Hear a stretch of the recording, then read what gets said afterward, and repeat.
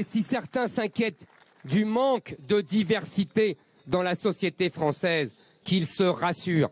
La France est déjà fort diverse. La Bretagne, la Savoie, le Pays Basque, la Lorraine, la Champagne, l'Auvergne, toutes ces petites patries ont été réunies par l'histoire pour n'en former qu'une grande. Les meilleures qualités de chaque peuple réunies pour n'en faire qu'un seul. Notre diversité est là. Et dans cette formidable épopée, la Corse fait partie intégrante de la France.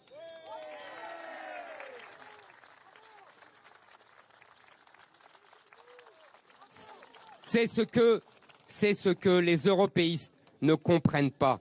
C'est pour cela que l'Union européenne ne peut pas être autre chose qu'une simple coopération entre les nations européennes.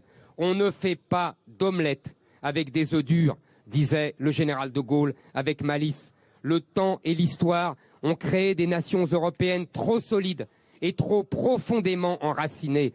Elles ne vont pas se dissoudre et fusionner d'un claquement de doigts.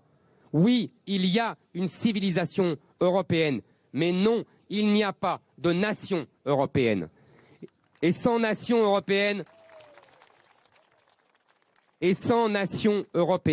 l'Union européenne n'a aucun peuple sur lequel faire reposer sa démocratie.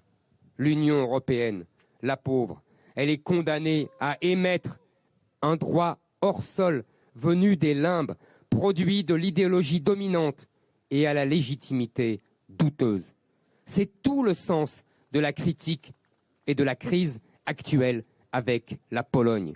Car la Pologne fait un choix clair, le choix de la démocratie, le choix du droit choisi par le peuple polonais et non le droit européen choisi par des fonctionnaires non élus.